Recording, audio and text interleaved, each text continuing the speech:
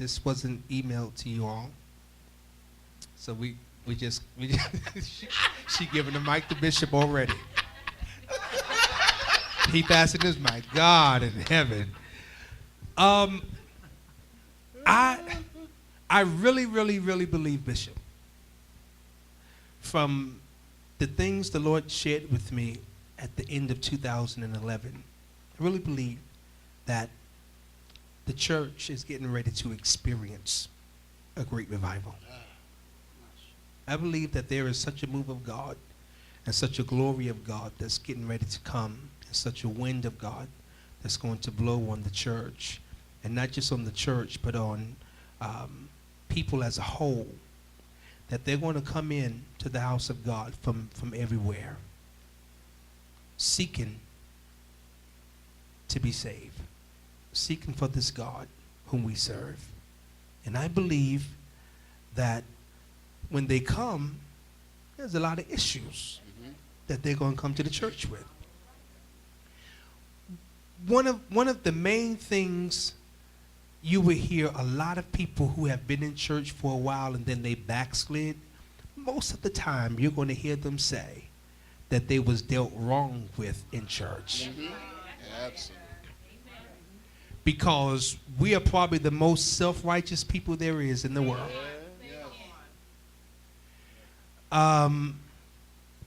However, I believe that this is what's getting ready to happen. But I also believe that there are some situations that are going to come to the church that the church ain't ready for. They don't know how to face it. They don't know how to answer it. They don't know how to deal with it. And so I'm going to put you on the spot. I'm going to put you on the spot and ask this question. I'm going to ask you this question.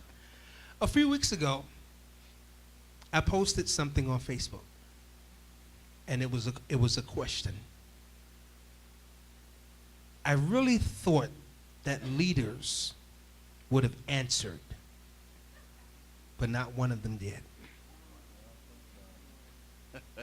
The question was, after me explaining that I believe that there is a great move of God and great revival that's getting ready to take place, the question was, how do we deal with a person that come to the church who has had a sex change,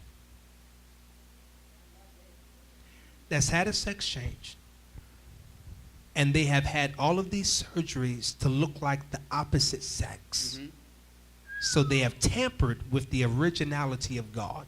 My God. But now they come to the place where they accept Jesus Christ as their Lord and Savior, and they realized, I have tampered with the originality of God. And to understand from what's been said that a lot of these things you cannot reverse. So they come to church, they've given God their heart, and they come to you as a leader and ask you, what should I do? Should I continue to dress like the opposite sex? Because everything that I've had done looks like that. So for me to try to dress normal, I would look awkward. Or should I dress as the character person that God made me? I asked that question on Facebook, and not one person answered. And I'm saying, these are things that are going to start happening. It's going to start happening. And we have to have an answer. Not being judgmental, because I said, nobody answered, but if that person was to walk in the church, nobody answered, but if that person was to walk in the church, we would talk. Yeah, they would. Come on, let's be honest. We would talk and we would damn them to hell. Yes, absolutely. Absolutely. So we know how to respond to it that way, but we don't know how to respond to it as in them coming and looking for an answer. What should I do? I give that to you. Wow. Nothing happens by accident. Yes, sir. Yesterday, we were leaving the movie, and in my own conversation with myself, I talked to myself. I began to dialogue with God in saying, Lord, what would happen? I said, I know how you've created us. I said, but what's going to happen to that person who wakes up after the sex change and realizes that though I may have changed my identity to this, when I die, I still have to answer to that. Yes. Wow. I believe that I know it's coming, Yes. but we have to look at ourselves as hospitals. Yes. Yes. When we can view the church as the hospital, many people going to come through with different diagnoses. Yes. Some stuff we may not have even seen yet. But as long as we continue to fulfill, making sure that we are in God's presence, not just to hear what we need to hear for us, but Lord, what have you already said that's going to be manifested down the road? Yes. I think we can accurately prepare ourselves, because one of the first things that's going to need to happen in that instance is, now that you realize what you did against God, we're going to have to counsel you to start reversing your mind psychology. Because we can preach to you, we can talk to you, and we can lay hands on you all we want to do.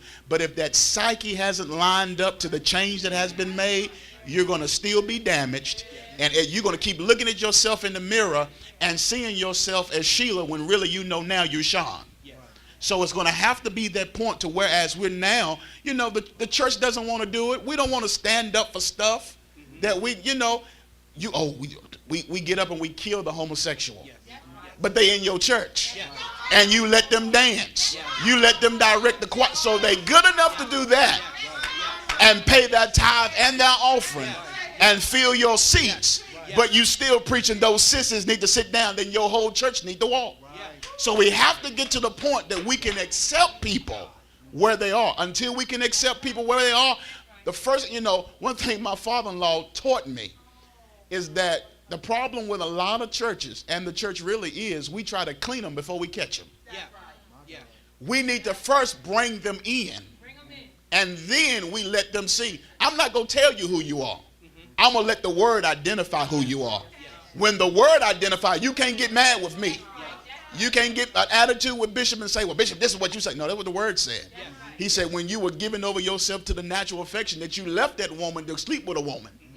Then I didn't say that, but that's Romans that said that. And so I believe we need to be able to properly help them identify with themselves. They're going to be, I'm telling you right, if we would be honest, if we would stop so much worrying about having these huge conferences to get a whole bunch of saved folk to come in, but start going out and say, hey, you, the prostitute, let's go to the prostitutes. Let's go to the strip clubs and send the women in there and say, listen, why don't you come out? Because you may be dancing and the dollars may be there, but your heart is still broken. You leave here at night crying, but you need to understand there is a place that loves you.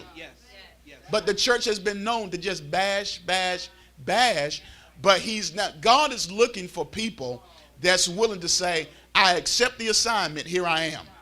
Because those are one. We're going to start looking at them. Here's the one problem that, if we be honest, the church has with Carlton Pearson. Is that he understood something was changing. The dichotomy of our theology was changing, and he understood if I'm ever going to get that person to embrace what I'm saying, he said, now I'll leave all of this and go get them. So he started boasting and saying, I got sheiks that are talking about the Lord, but what do y'all got?